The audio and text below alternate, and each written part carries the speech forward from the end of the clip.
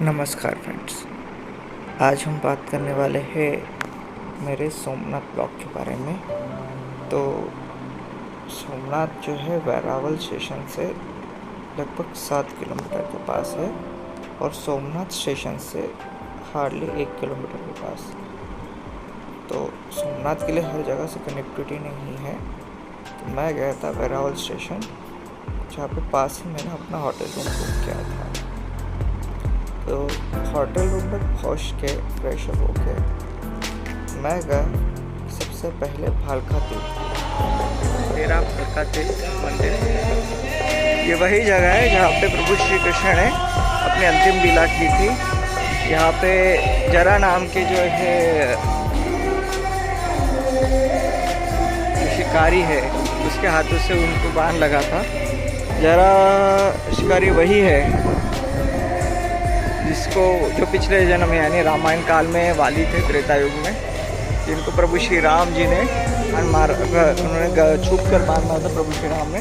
तब उन्होंने जो है ये उन्हें वरदान दिया था कि जब मैं कृष्ण बनूंगा तब मुझे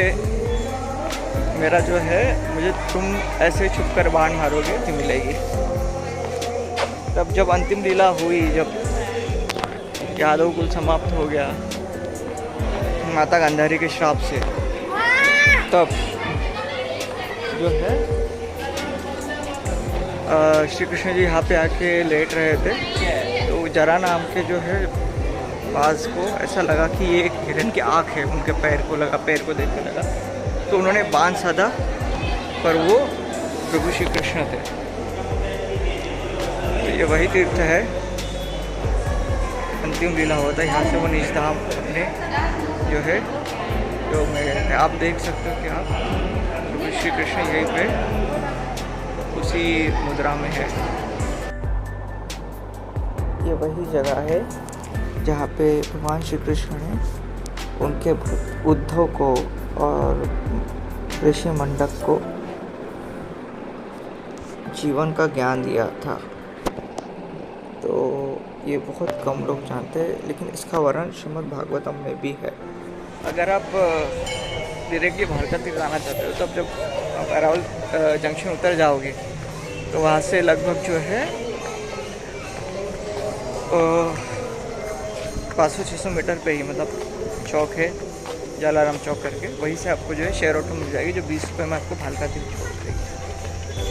तो यहीं पे छोटे मोटे 2-3 मंदिर भी है, प्रगड़ेश्वर महादेव वगैरह, तो आप वो भी दर्शन कर सकते हैं। भालका तीर्थ के दर्शन करने के बाद हम सोमनाथ मंदिर गए थे, मेन सोमनाथ मंदिर में, जिसे कहा जाता है कि साक्षात चंद्रदेव ने बांधा था। जब उन्हें प्रजापति दक्ष से श्राप मिला था मृत्यु का, तो महादेव ने उन्हें जीवित किया।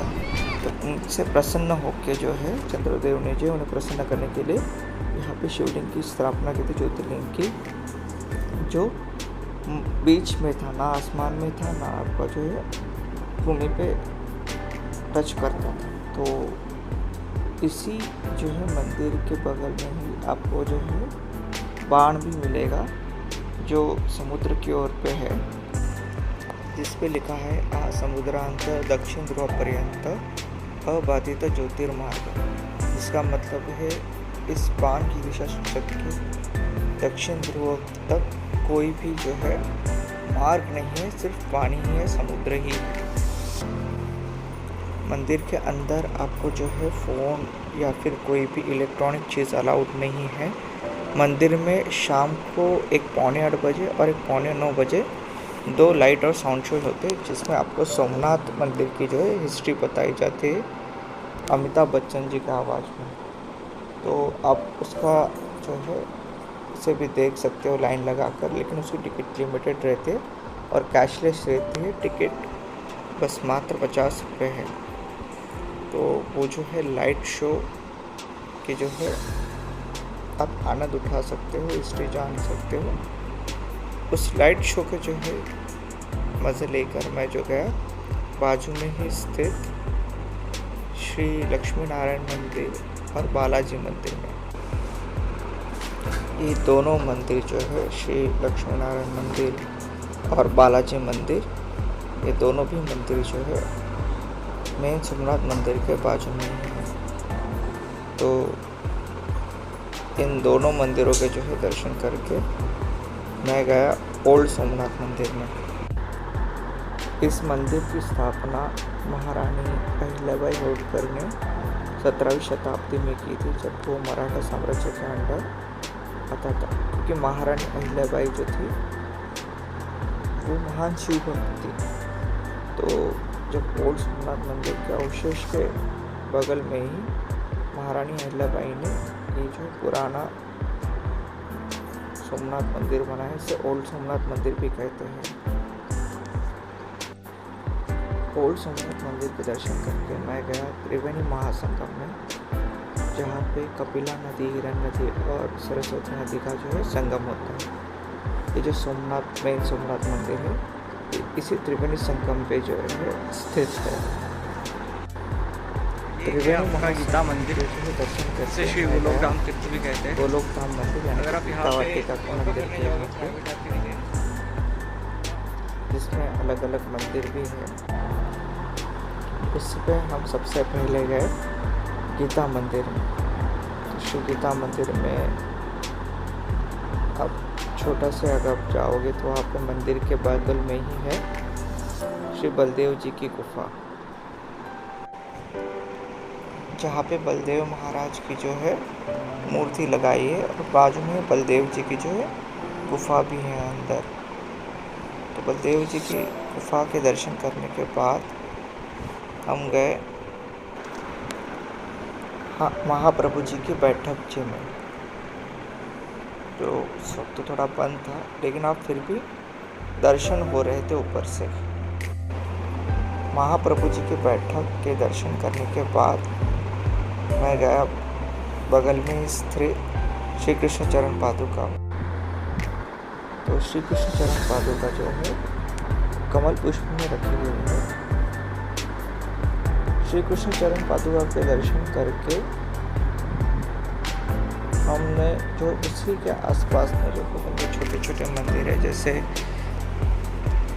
श्री काशी विश्वनाथ मंदिर, भोलेनाथ मंदिर, ऐसे छोटे छोटे मंदिर जो है उसी में स्थित, उनके दर्शन किए। और वो दर्शन करके हम वहाँ से निकल गया मैं कामनाथ महादेव जी का दर्शन करने। कामनाथ महादेव जी के मंदिर की जो स्थापना है लगभग 200 साल पहले राजा मयूरेश्वर जी ने की थी। यहाँ पे यहीं पे आपको जो है आदि शंकराचार्य जी की मूर्ति भी दिखेगी। अलग अलग छोटी मूर्तियाँ हनुमान जी की, गणेश जी की मूर्ति भी आपको यहाँ पे मिलेगी। और यहीं पे जो है आदि शंकराचार्य जी की मूर्ति के साथ ही पास में ही आपको जो है एक गुफा भी है, जिसके आप दर्शन कर सकते हो। उसके बाद हम गए पासी में स्थित श्री राम मंदिर में। बहुत ही भव्य और सुंदर श्री राम मंदिर है ये, जो कामनाथ महादेव मंदिर के सामने ही है। कामनाथ महादेव मंदिर के सामने स्थित इस श्री राम मंदिर के जो है दर्शन करके मैं गया सूर्य मंदिर में। ये प्राचीन सूर्य मंदिर सूर्यदेव जी को समर्पित है। तो सूर्यदेव जी के दर्शन करने के बाद हम गए पांडव गुफा में, जो वहीं पे सूर्य मंदिर के बाजू में ही है। ऐसा कहते हैं जब पांडवों को निष्कासित किया गया था, तब पांडव इसी जगह पे है छुप कर रहे थे, इसलिए से पांडव गुफा भी कहा जाता है। इसे हिंगलाज माता जी गुफा भी कहते हैं। तो ये जो है सूर्य मंदिर के बाजू में ही है। तो पांडव गुफा के दर्शन करने के बाद मैं वापस अपने होटल रूम में आया और दूसरे दिन जैसे फ्रेश अप होके नहा धो के मैं गया भीड़भंजन महादेव मंदिर में। ऐसा कहा जाता है कि इसे सोमनाथ के पूजाचार्य श्री भाव बृहस्पति जी ने बांधा था, महादेव के और श्री गणेश के भीड़भंजन रूप के लिए। भीड़भंजन महादेव के दर्शन करने के बाद मैं गया वहीं पे पास में स्थित बाणगंगा में। ऐसा कहते हैं जब भगवान परशुराम जी ने क्षत्रियों का नाश किया तब वो इसी जगह पे आए थे। इस जगह पे जो है शिवलिंग, 2 शिवलिंग है और दोनों शिवलिंग पे जो है नैसर्गिक जलाभिषेक होते रहता है सतत रूप से। तो बाणगंगा के जो है दर्शन करने के बाद आप अगर देखोगे तो उसी के पास में ही छोटे छोटे शिवलिंग जो है मिट्टी से लोग बनाते हैं श्रद्धालु और उसकी पूजा करते हैं। तो बाणगंगा के दर्शन करने के बाद मैं वापस वेरावल स्टेशन आया और वहाँ से अपनी वापसी की ट्रेन पकड़ी। तो ये था मेरा सोमनाथ का ब्लॉग। फिर मिलते हैं किसी नए वीडियो में, नए ब्लॉग में। तब तक जय श्री राम, हर हर महादेव और राधे राधे। ये थे मेरे 12 ज्योतिर्लिंग की जो यात्रा।